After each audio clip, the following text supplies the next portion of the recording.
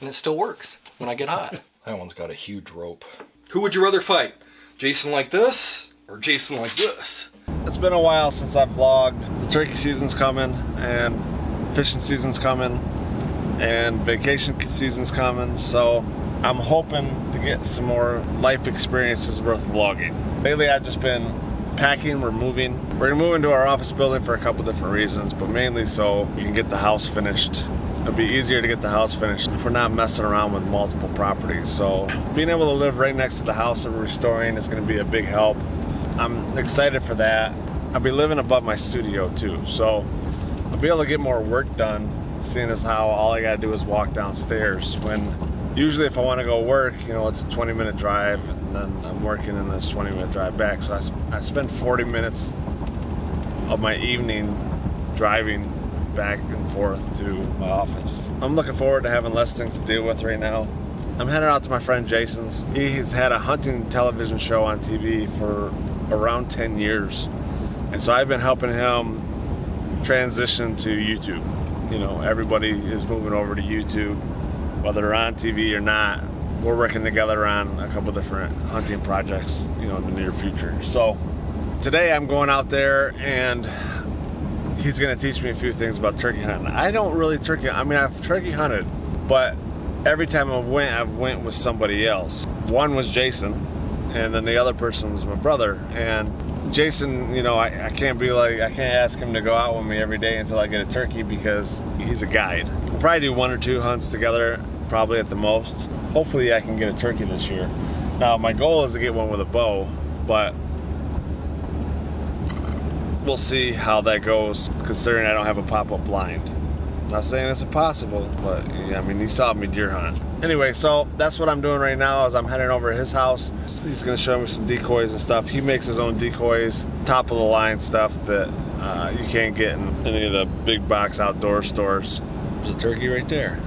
I'll see you guys in a second.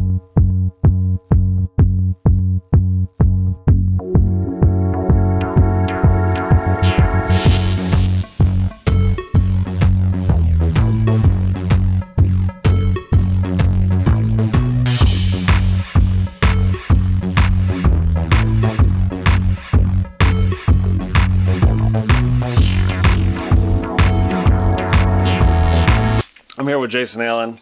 I'm at his house now. Like I was saying in the truck, I was talking to you. We're doing double the work today. We're doing a video for his channel and we're doing a video for my channel. Obviously mine's the vlog, and then his is going to be a more of how to make a turkey. It's going to be more of a how to make a turkey. Ugh. It's going to be more of... Did you turn your mic on? Yeah, it's on. It's more of a how to turn a turkey into a decoy so you can use it in future hunts. And that's what he's going to do today. Now he makes these for a living, so if you don't want to do all this work, I highly recommend you can just contact him and, you know, order one up for yourself and make him do all the work. If you guys want to try to do this on your own, he's going to show you all the steps. You can go at it and give it a try, and then when you fail, you can just buy one from him. How about we show the last step first? Okay. They end up looking like this. I just finished this one the other day. In fact, Dave Clevenger shot this one with a bow with me last May. Really good, exciting hunt. You can see where an arrow came out because it cut a few feathers here on the breast. But for decoy purposes, he really turned out nice. And we got to give Dave a lot of kudos because he has agreed to let me donate this to a youth turkey hunt at Billy Yargis' church in Hannibal, Missouri. Next week we're doing a youth hunt. Some lucky kid's going to win this. Oh! Once I get it to this part right here, where I'm able to put the hide on the form, which is a taxidermy mount form, I probably can get him done in about 2 or 3 hours.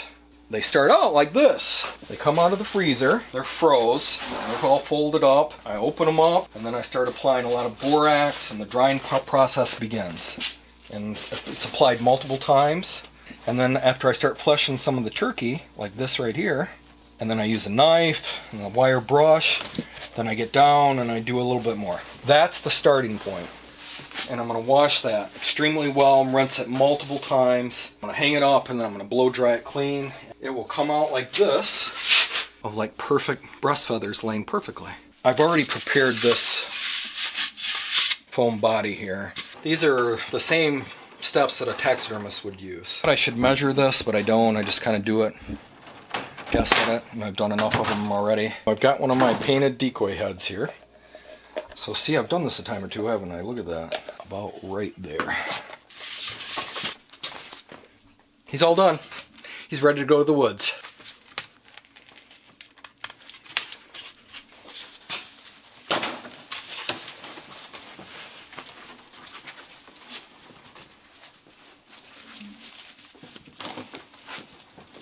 That one's got a huge rope. This is just gonna give you an idea of what goes into the... There's a lot more to do this, a lot more cleaning up, a lot more things to do, but they would typically, you know, spread it out, cut a lot of the meat away, borax it, put it on cardboard or foam, and then take stick pins and pin it in that position to hold it open. It's like metal stripping you can tack things with. It really doesn't matter what kind of screw you use. Length, I like to have a longer screw to go up in the foam itself for the turkey form.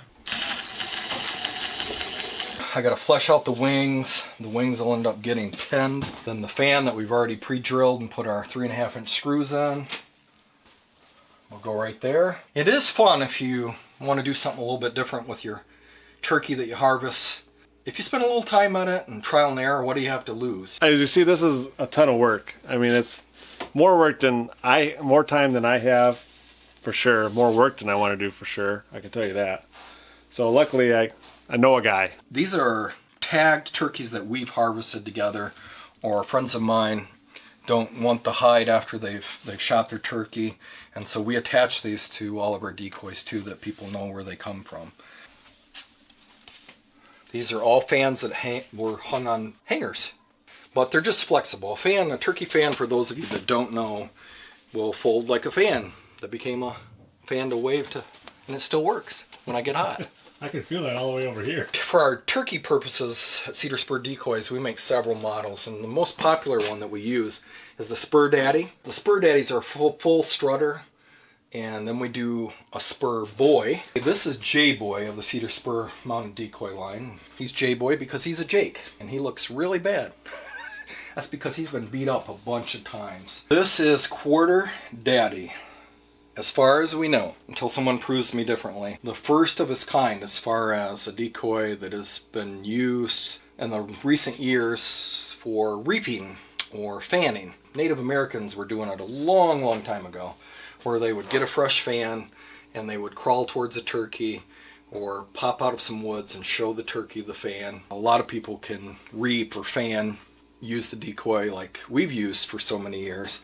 We use it as a blind. I want you to check all of your state laws depending on where you're hunting turkeys at.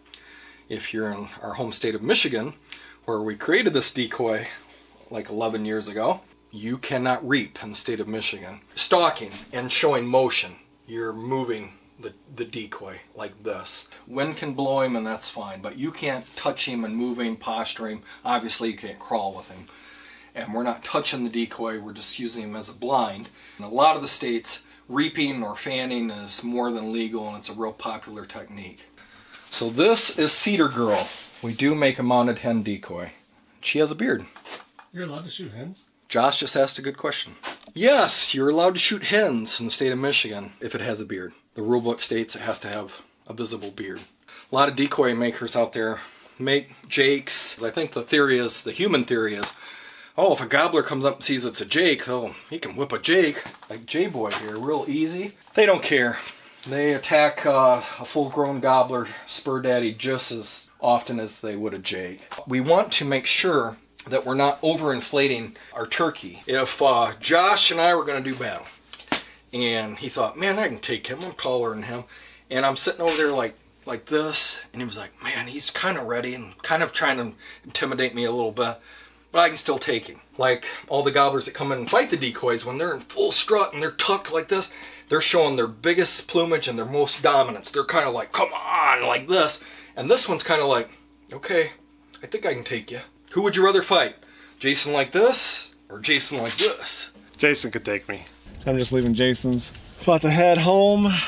It is so nice and warm today. Man, it was negative 50 a month ago. So this is nice. We were going over how to make a turkey decoy. We're gonna go on a couple hunts together. But man, it's nice weather. I gotta go throw a fishing fishing lure out in the water. So it's like 65 degrees. It's not like, it's 65 degrees. And I convinced Gemma to go outside. She's not feeling good. She wants to get out of the house too. He's being a wimp. And Hendrix is just a loser. Yeah. Loser. Loser, pumpkin eater. He doesn't eat pumpkins. I don't think that makes sense. We're going to the river. This one hasn't been here. The one that we're going to first, I have not even been to. So, no, I don't think you've been there. Unless you went there with, you know, one of your friends, or snuck out in the middle of the night and went there. Oh, why would I do that? I don't know. Drive. You can't? No. Oh, I thought for sure you could drive. I'm not 18 yet. 18? I How old you gotta be to drive? 16. Then why'd you say you're not even 18 yet? I don't know, because I'm not grown up. We're at the park. Guys, fish. That's all his bait. Go.